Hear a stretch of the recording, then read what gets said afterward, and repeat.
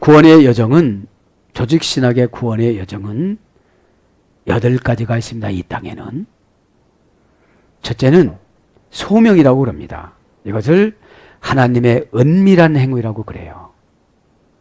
지금도 하나님의 은밀한 행위로 열린 마인드를 강조하시는 거예요. 너 왜 이렇게 다쳤니? 상처받았니? 교회한테 상처받았니? 교회는 상처받는 곳이 아니야. 네가 마음을 닫았기 때문에 그런 거야. 마음을 닫으면 닫을수록 센 말을 하거든요. 여러분, 뭐 이렇게 해서 안 깨지면 어떡하죠? 더 두드리고 더 세게 하잖아요. 그게 영적인 환란이에요. 오해가. 지금 오해 나왔어요? 안 나왔어요?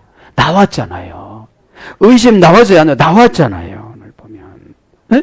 나왔잖아요. 제가. 그죠? 그러다 보니까 안 되다 보니까 오만해져요. 해도 안 되대. 이런 거 해도 안 되대. 네? 소명은 하나님의 은밀한 행위가 있는데 저는 소명을 3일 만에 죽었다가 그때 부르신 거예요. 직접 부르셔서 여러 과정을 겪다가 우리 사모님을 만나서 그걸 확증을 한 거예요. 이제 너 택한 백성이다. 처음에는 택한 백성으로 불러요. 목사로도 불렀기 때문에 택한 백성으로 부르다 싹이 있으면 최종으로 부르는 거예요. 싹이 있으면. 에? 싹은 뭐냐? 동기부여를 해줬는데 하느냐 않느냐에 따라서 이 싹이 있느냐 없느냐는 거예요. 에? 그럼 하나님의 은밀한 행위는 사람을 통해서 나타나는데 교회로 오는 하나님의 은밀한 행위와 교회에 와서 거듭나는 하나님의 은밀한 행위는 인간관계와 구역예배와 멘토와 상담과 설교를 통하여 계속 진행되고 있어요. 그런데 중생되는데 시간이 많이 걸리는 사람이 있어요. 뭐 목사가 돼도 중생이 안 되고 장로가 돼도 중생이 안 되고 장로님들 죄송합니다. 네. 목사 얘기만 해야 되겠지요. 제가 목사니까. 목사가 돼도 중생이 안 되고 가리키는 것만 할 수 있어요. 안 되면 뭐 너미 설교 100개 할 수도 있고 책 보고 할 수도 있고 자료 보고도 할 수도 있고 설교할 때 자신감이 없어지면 중생을 한번 생각을 해봐야 돼요. 왜? 목사가 되는데 안 쓰시는 거잖아요. 설교 시간이 자꾸 길어져야 쓰시는 거잖아요. 어? 연애를 진하게 하면 또 7장 넘어가는 거예요. 진하게 안 하면 한 장도 채우기가 힘들어. 이상 끝 이렇게 하면 열중쇼 이상 끝 그렇게 끝나. 에? 에. 왜? 하고 싶은 말이 너무너무 많은 거예요. 에? 그러니까 소명이라는 게 교회 바깥에서 교회 안으로 부르는 소명이 있고 교회에서 이 중생과 칭의 신앙까지 그 다음에 수양까지 양자로 가는 데까지가 오래 걸리는 사람이 있어요. 에? 소명도 이제 구원의 소명이 있고 사명의 소명이 있어요. 에? 좀 사명 좀 감당해 보죠. 그 다음에 축복의 소명이 있어요. 요거 순정하면 건물 준대요. 이렇게 하면 이거 준대요. 이렇게 하면 이거 준대. 근데 그 소명의 그 콜링이 너무 기간이 길은 사람이 있어요. 에? 그러면 이제 소명은 하나님의 은밀한 행위, 두 번째 중생도 하나님의 은밀한 행위.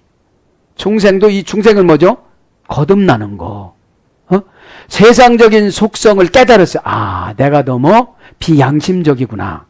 내가 너무 잔꾀가 많구나. 내가 너무 영적인 조상마귀가 많구나. 품성을 내가 예수 믿지 않는 어머니께 너무 많구나. 이것 때문에 이 자가를 언제 내가 골라낼까? 골라내지 못하니까 지도자가 골라내주는구나. 요거 깨달았으면 그때서 중생이야. 근데 이게 하나님의 은밀한 행위야. 이것도 하나님이 깨달음을 안 주면 모르고 막 원망만 하고 가요. 왜 이렇게 나를 지적해 주느냐고. 네. 아는 것은 믿음이 아닙니다. 그거는. 그죠? 아는 것으로 천국 갈 수가 없거든요. 네? 중생이라는 것은 이제 새로운 삶을 살아가는 것이죠. 포닝 포인트를 찾은 거예요. 그 다음에 회심을 합니다. 이것은 사람의 공개적인 행위입니다. 고백을 말하는 거죠. 나는 이렇게 살았습니다. 나쁜 사람이었습니다. 정말로 내가 나보기에 정말로 나쁜 사람이었습니다. 이게 회심이라는 게 사람의 공개적인 수치나 영을 공개적인 법적인 행위를 해야 거듭이 났다고 그러는 거예요. 예? 예. 우리의 입과 마음이 움직여야만 합니다. 이 회심은. 예? 우리의 입과 마음이. 여기서 막 하려고 한 거는 아주 회심이 안 된 거예요. 중생이 안 된 거예요. 예? 회심은 사람의 공개적인 행위고, 이때 신앙, 사람의 공개적인 행위입니다. 회심도 사람의 공개적인 행위, 신앙도 사람의 공개적인 행위. 왜요? 이때 수치를 안 느껴요. 그건 죄였으니까. 죄가 나를 이용한 행동이었으니까. 그죠? 그 회심과 신앙이, 중생과 회심과 신앙이 동시에 되어지는 거예요. 예? 근데 이게 교회는 50년 단에 안 되신 분이 있더라 이거예요. 그러면 내 안에 있는 예수님의 계름을 못 느끼니까 그렇게 살아가는 거예요. 그렇게 거짓말하고 잡아떼고 이렇게 살아가는 거예요. 이거를 바울이 알고 뒤집어진 거 아닙니까? 어? 이제 다섯 번째는 이제 칭의라고 그럽니다. 창세기 15장 1절에 보면 하나님께서 아브라함을 의롭게 여기심에 이렇게 나오죠. 이게 칭의예요. 칭의는 하나님의 법적인 행위입니다. 너 이제 의로워. 나머지 죄는 자범죄는 해결하면 돼. 에? 짓지 말라가 아닙니다. 육신은 죄를 지을 수밖에 없어요. 칭의, 의롭다 해주신 거죠. 그렇게 내가 의롭다고 하면 안 되는 거죠, 이게. 에? 하나님의 법적인 행위예요, 이제. 너는 이제 의로워졌어. 두 번째는 수양입니다. 하나님의 법적인 행위. 수양이 뭐죠? 양자로 우리를 택한 거예요, 이제. 에? 로마서 8장 29절. 예수님은 큰형님, 우리는 막내. 이렇게, 그죠? 아니, 로마 사람들이 이해가 안 되니까 그렇게 기록을 한 거예요.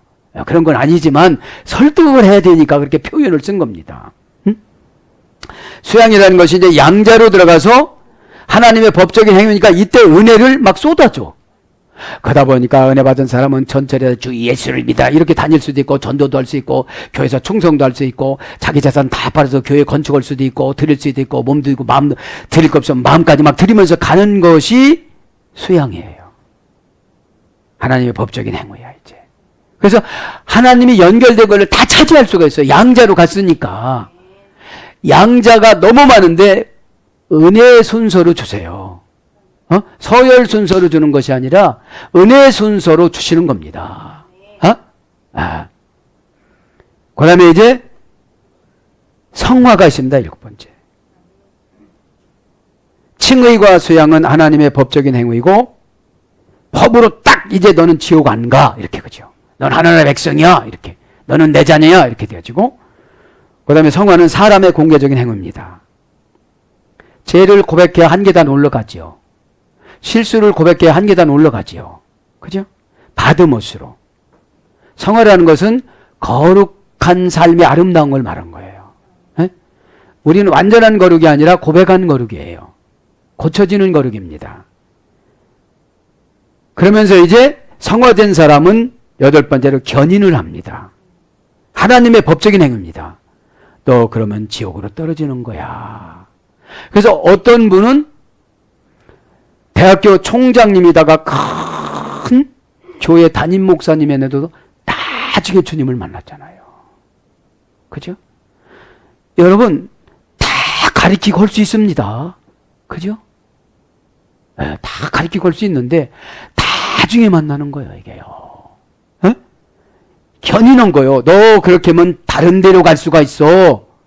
너보다도 훌륭한 사람 저 아래 지역이 많잖아. 너 가볼래 한번? 그게 완전한 성경은 아니지만 그 사람에게 맞춰서 주신 거예요. 그걸 완전하다고 하면 안 되죠. 하나님을 제하는 거니까. 에? 그게 견인이에요. 견인은 이러다가 잘못하면 지옥 가겠죠? 얼른 고쳐요.